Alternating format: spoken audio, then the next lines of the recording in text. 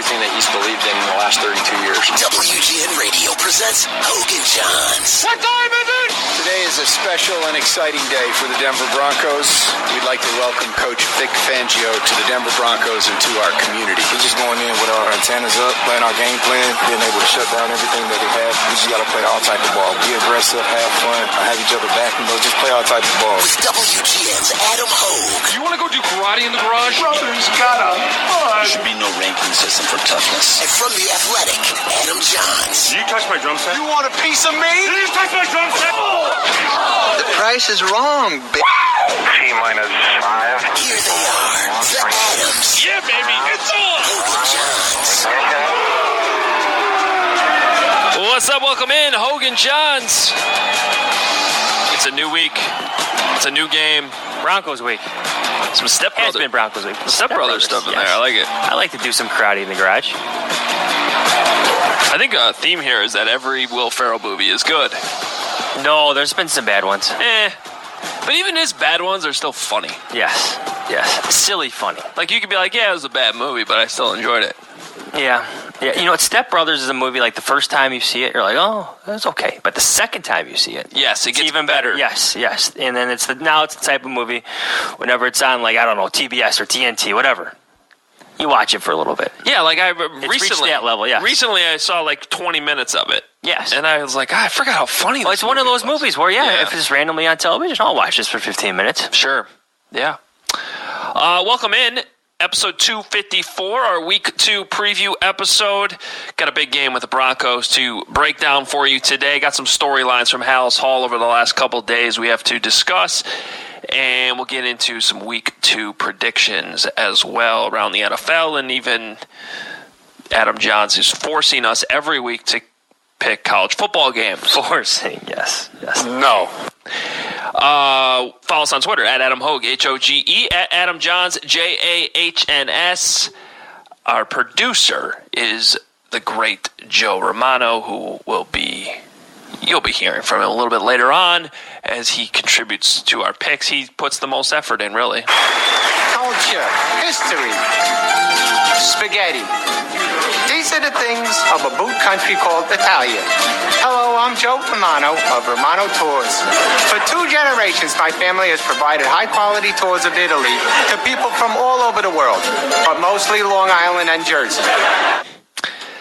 You can read us at WGNradio.com/Bears. The Athletic, theathletic.com.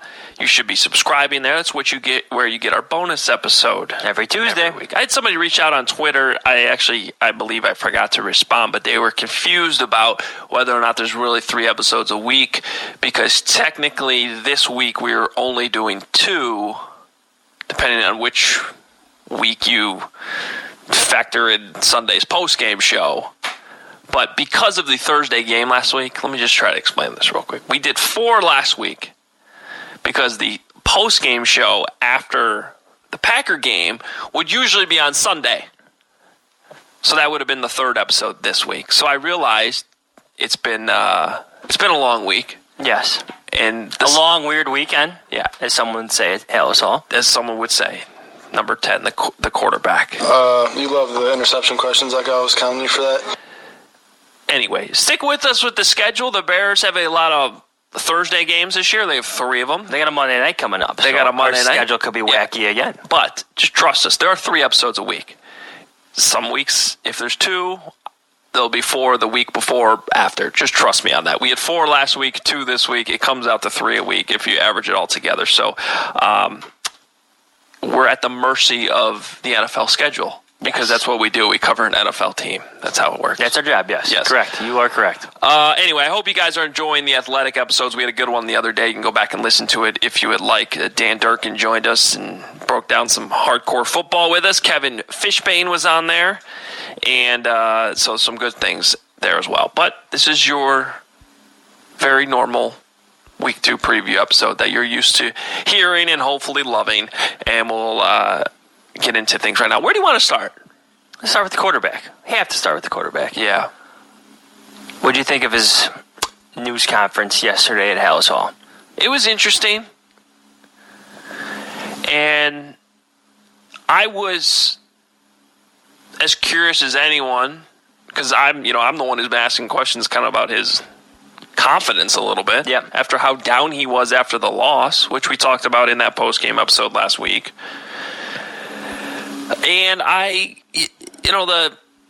the press conference was over, and another reporter in the room immediately came up to me and was like, "What'd you think about that? Didn't he seem a little bit down compared to normal?" And I was like, yeah, compared to other Wednesday press conferences, maybe. There was still some humor in there. Yeah, he was still much better than he was, after the game. That's correct. Which you would hope. I agree. But I guess the question is, are we analyzing this a little bit too much? Have we reached Jay Cutler body language press conference over analyzation yet? Not yet. We're getting there, I feel like. I think it's all fair, though. This is a big week. Yes. Last week was a big week. I understand, but if Mitch had come out and played well and they still lost, this would be a very different 0-1 type week. Instead, the game ended in an Adrian Amos, of all people, intercepting. Because part of the freak out here in Chicago Bears land is that all the talk on the offseason about Trubisky taking that next step, and it's not just from us. It's from them. It's from the Bears. Yep. It's from the head coach himself, Matt Nagy. It's from Mitch and how comfortable he is feeling with the offense and all that. They built this up too. And then that happened. So the reason why I was so interested in his mindset was because they had to be crushing for him. Because I don't think they have no reason to overstate anything. I believe that they all believed it. And they probably still do. So if you believe and you're so convinced that you're going to come out and you're going to play better and you're going to know the offense and execute it and score a lot of points and beat the Packers, and none of that happens, that's a tough reality check to swallow. And so I think it's a conversation. Full plate of humble pie, I called it after the game. You did. So the question is, was this one bad week? And you give the opponent a lot of credit for how they played you and how they disguised coverages and they confused you into making bad decisions? Is it stuff that can be corrected? Or are we starting to go down a road here where there's self-doubt, there's doubt in the locker room?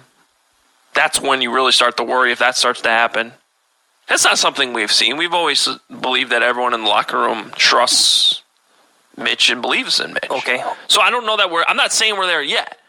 But you go into Denver and you have another performance like that, I think we're on the edge of going down that road that nobody at Hallis Hall wants to see. Is that fair? No, it's fair. It's 100% fair. Part of our job is reading the moods of things, which can be hard to gauge at times. But when Trubisky went to the podium, the lectern, whatever you want to call it, not wearing his suit, that tipped me off right away. Something was amiss. It was good to see some humor. I was troubled by the comment of, I don't know, I just want to play it, where he goes, I'm not supposed to talk about this. Yeah. Well, here, now we'll provide some context. Okay. I think it's important to play the question, too. Our friend Pat Finley. Where's our friend Patrick Finley? Well, he's been at Hallis Hall, and I apologize if he wrote this. I haven't read it yet. It's been a busy morning. I'm assuming he wrote about the RPO situation. He was asking questions about the RPOs yesterday. Reading it, yes. So that was the question posed. That's a story. He tipped his hand. He's doing 7 RPOs. Because he was asking Nagy about it, too. And all right. We're going, yes. Anyway, I do want to play the question to provide that context that's what the question was about. So here's Pat Finley and the exchange with Mitchell Trubisky. You talked about the 3rd and 1 RPO the other day, or Matt talked about it. Can you walk us through just kind of everything you're evaluating when you're deciding whether to give it or keep it for a throw? No, was told not to talk about the last game. There's a lot of decisions on each play, and there's like 3 or 4 different plays built in one. Sometimes it's the right decision, sometimes it's wrong. Sometimes I make the wrong decision, but I make it right with the way I execute it. But we're moving on to this week, and we just got to be almost automatic in 3rd and 1. We got to just make sure we get those. Was it Adam that told you or somebody else? I was Adam amongst other people that we're moving on. See, I don't want to make too much. And not us, Adam, by the way. No, not us, Adam. Probably... So, yeah, that's Adam Whitman, the Director of Public Relations, Media Relations for the Chicago Bears. Who handles Mitchell Trubisky. Yes. He stands in the corner for every Trubisky press conference. He briefs him before every press conference. And all players are briefed. We should preface with that. Nagy is briefed. Ryan Pace is briefed. That's what their job is, the Public Relations and Media Relations Department. That's what their job is. This is what's being said. This is what's being written. This is probably what you're going to be asked This about. is some of the conversation. This is what we've been reading. All that stuff. I'm troubled by it, but I don't want, like, his comment, like there's a slip there. But I'm also trying not to make too much out of it. Well, what troubles you? That people are in his head. Not just Adam Whitman. It's fine. Adam Whitman, and to be fair, kind of belongs in his head. It's his job to help Mitch Trubisky. I'm just wondering if he's not 0 dark 10. If he's just reading off his mood yesterday, which was filled with everything he said in that clip you just played, was said with smiles. You can actually hear him laughing a little bit. Yeah. Right? And by the way, it's completely fair for him to... as Pat was asking the question, I'm like, there's no way he's going to answer this. Yes. Because it's a strategy thing. Yes. And they don't talk about strategy or scheme. But at the same time... So if that was his answer, no, I can't talk about that specifically, there wouldn't have been a problem. But for him to say, I was told not to talk about the last game. Yeah. But at the same time, the question isn't even exactly Packers game specific. In a sense, it could be an open-ended question about your reads in general, which Trubisky kind of does answer, right? Yeah. And to be honest, you're not giving anything away about everybody knows what RPO is. You're reading one guy, and you have a couple options within the play. The Bears aren't the only team in the league running RPOs. Defensive coordinators know what the reads are. Defensive ends, outside linebackers know who the read is. I'm just, but the idea that, yes, to go back to your confidence concerns and, what's going on in his head, that was problematic to me. It seems like there's just too much going on for a quarterback who's trying to rid himself of this game. Does that make sense to you? Yeah. Am I explaining myself fairly and thoroughly here? Well, yes, you are.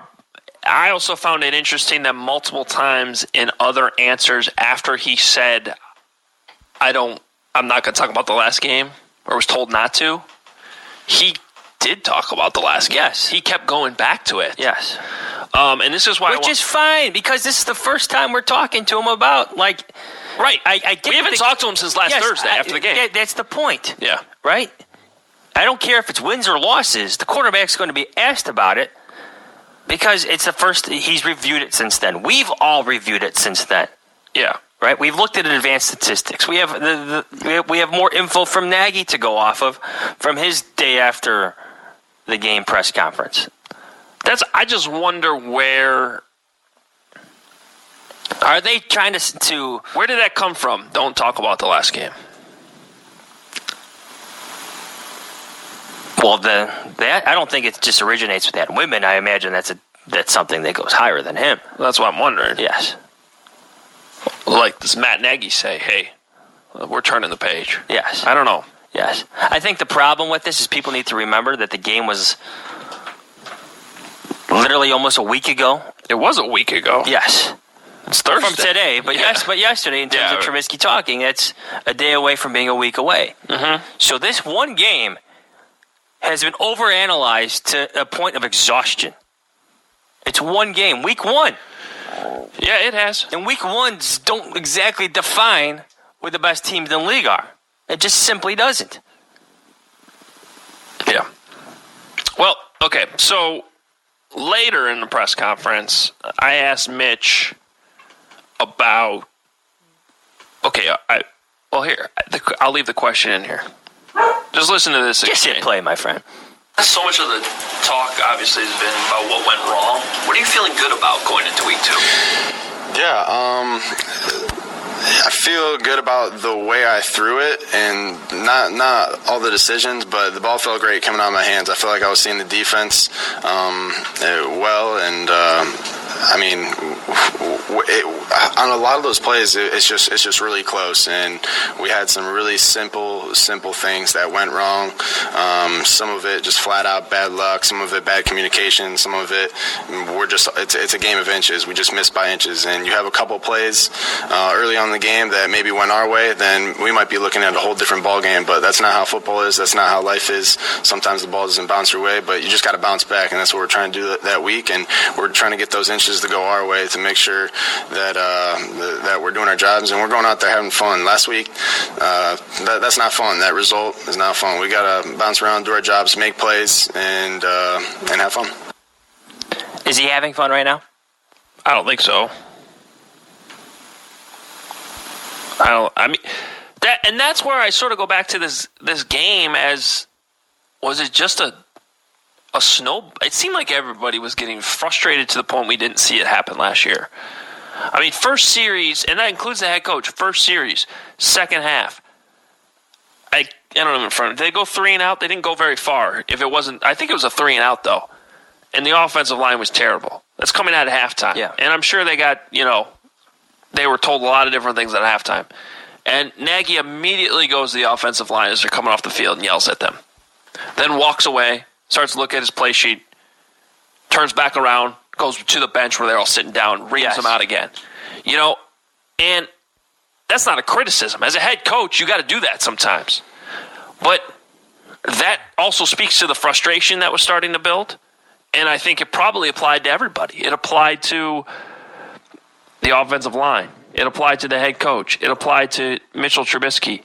It applied to some of these wide receivers who, I can't imagine Anthony Miller is happy about getting one target and only playing 16 snaps. That's just human nature as a wide receiver. Right. You know what I mean? Nobody's going to be happy with that. And I think we're going to talk about that in a minute here.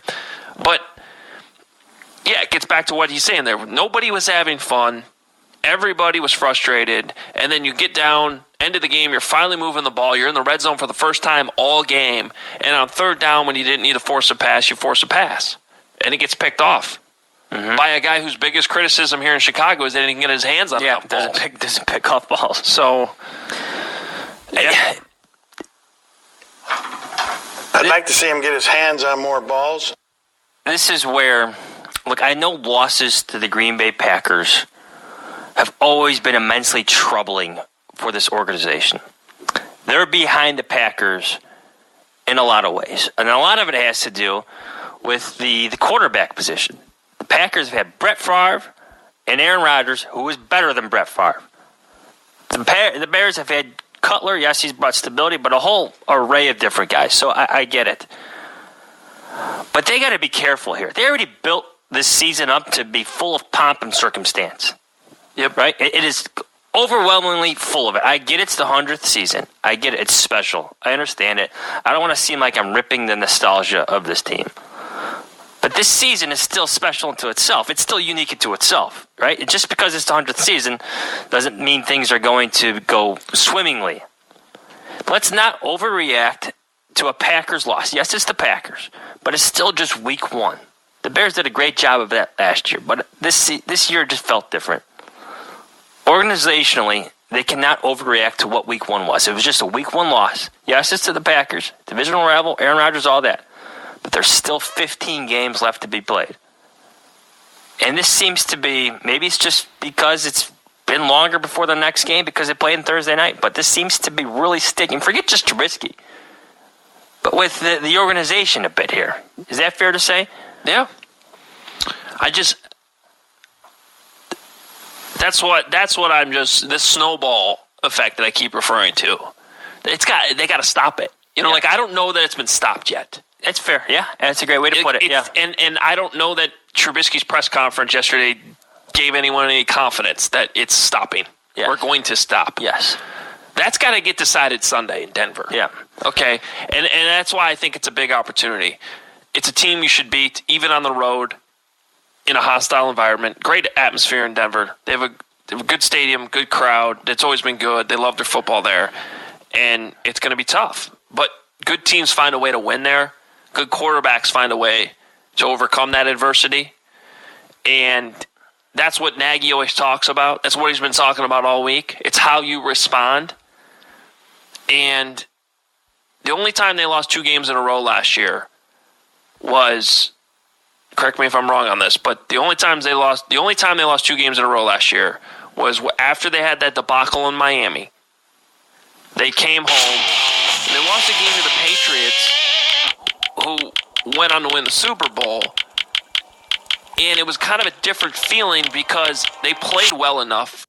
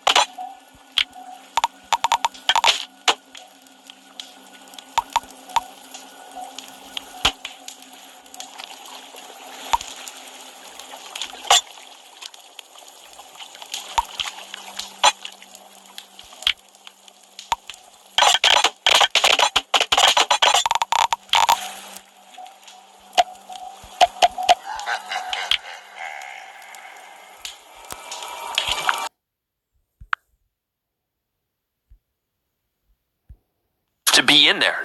When you came out of that game going, they can compete with the Patriots. Yeah. And the only reason why they lost is because they shot themselves in the foot twice on special teams. Yeah. Although in that game, Trubisky did underthrow Anthony Miller on a ball that could have been a touchdown to tie the game, and instead the Patriots went up. He missed points. Anthony Miller a couple times in that game, but he still made enough plays to keep in the game. Yeah, Let's not forget the wild scrambles. Exactly. So they were in that game. So it left you with a feeling that you could compete with the best, even though you lost 2 games in a row and were sitting at 3-3.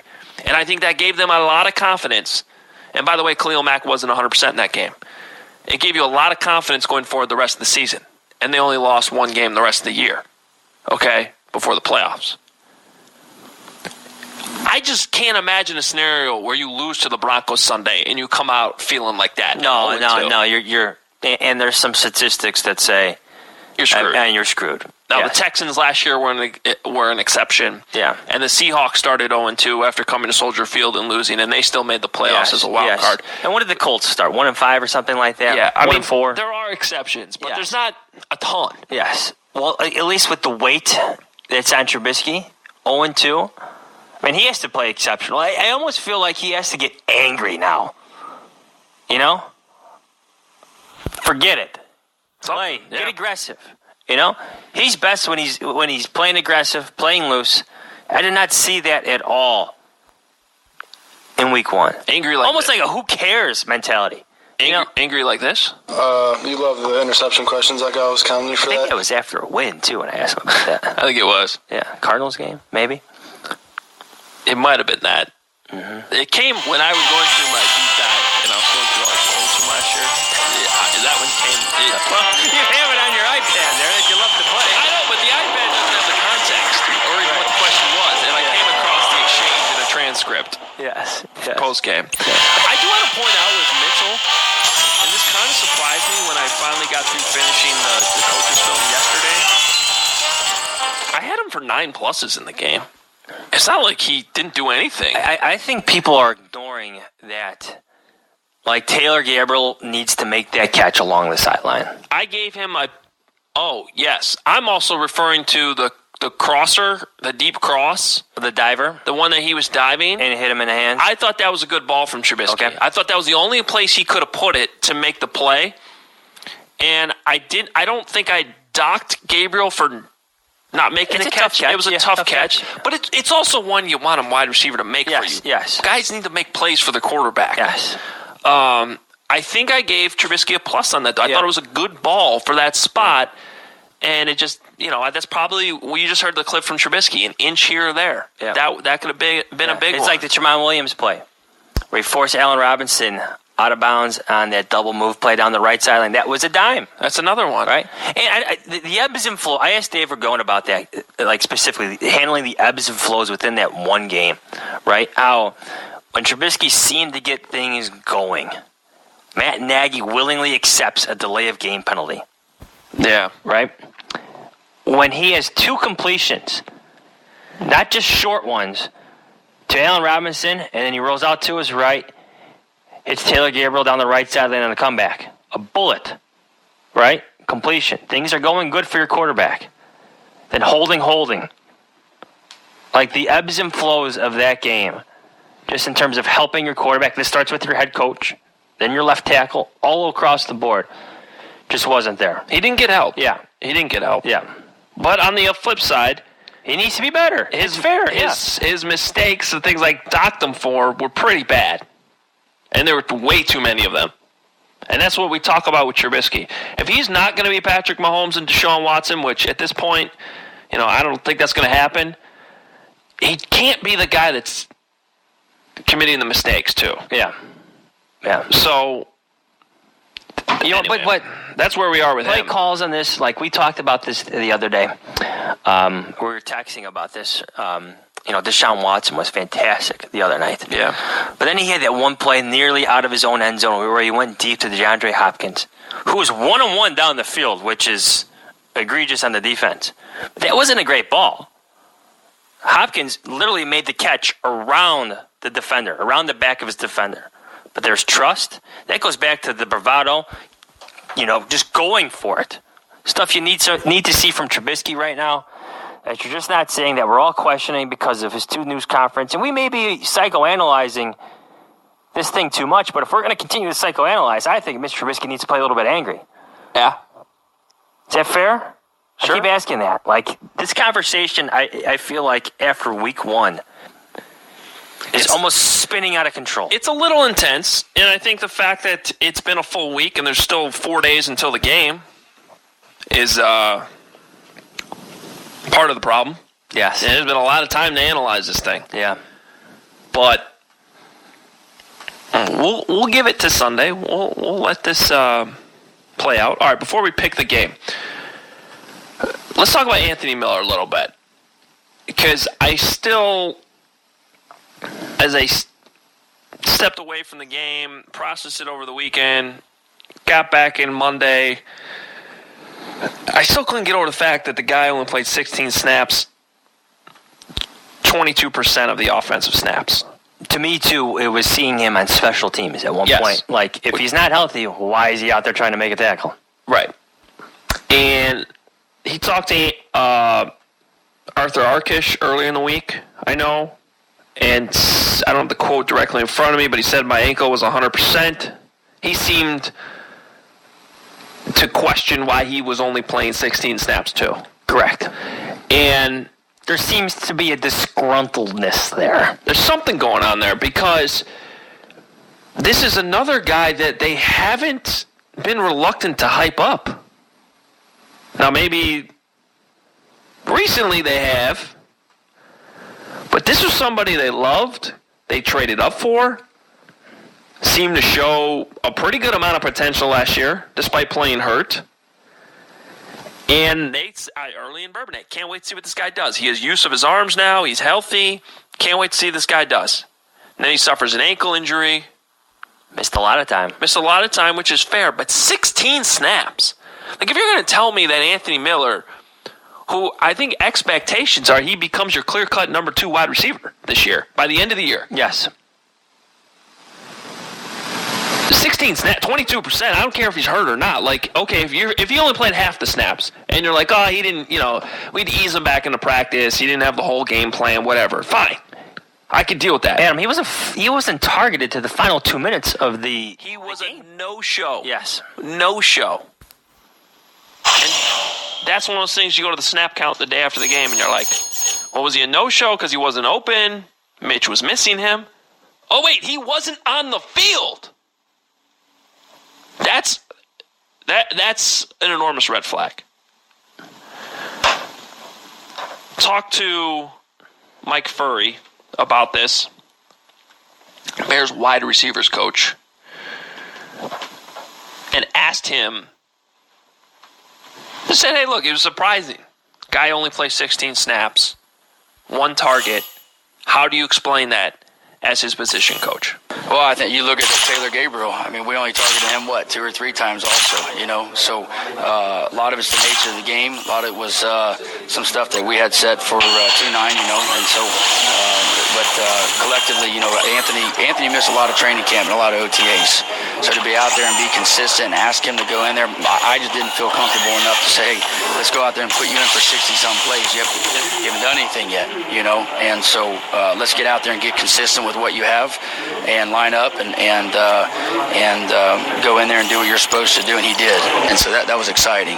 And so now we'll get back at this thing tomorrow. So how does he handle that? Because he certainly seems like a guy who wants the ball like all your guys do. Yeah, I mean, they all want to win, and we all want the ball. I still want the ball, but that's who you are, human nature-wise. And so, but we have a great core of guys in our room, and he's part of that. And he knows all those guys want to get the football and help our team win. And if we don't win and they don't get the football, then they should be mad. We all should be mad, But that time will come.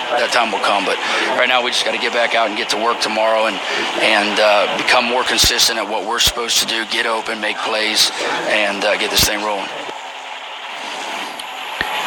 So a few things in there. Mm-hmm. I mean, when he's talking about, again, when he's talking about the missed practice time and not wanting to put him in there for 60 snaps, I understand that. There's a big difference between 60 and 16. That's where I'm struggling with still. You think it's a matter of trust? It sounds like it. This kind of dates back to last year, too. Yeah. Because, look, this is one of the problems, I think, with everybody having access to, like, the All-22, right? You look at it, you see Mitch Trubisky missing him, and he did miss him a lot last year. But there's usually more involved. Forget those misses, just, like, in terms of, like, consistent production. Like, where he's supposed to be. Clearly, something was off last year at times. Some of this may be the quarterback. Some of that maybe is Anthony Miller. But you bring it into this year. And Anthony Miller did not have a good camp either. Before he got hurt. You're right. Like, what is... This offense is very nuanced. Very detailed in terms of where Matt Nagy wants you to be, at what time, and what place. It's very complex.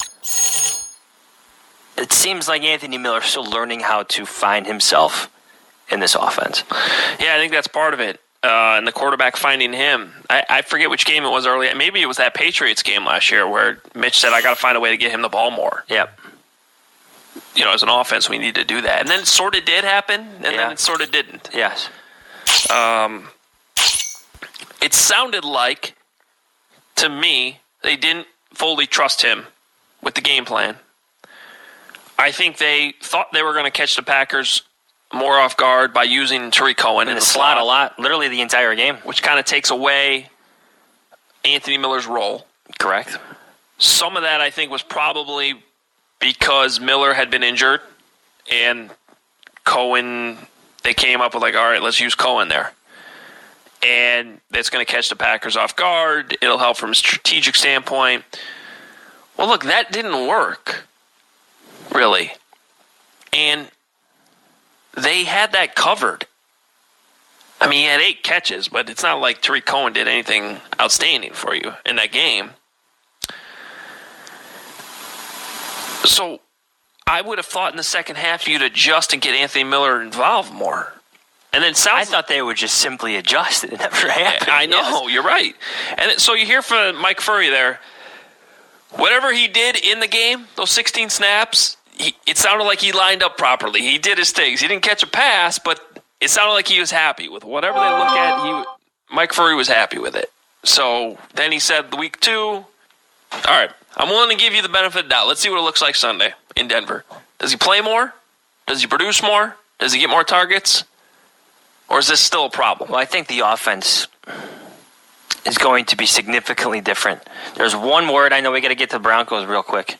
Maybe this could be our segue, but when Matt Nagy used the word volume yesterday, you know, there was that talk late in training camp that they're finally paring things down. Yeah, they need to pare it down more. Yes. There's you know what? But they didn't. I don't think they did.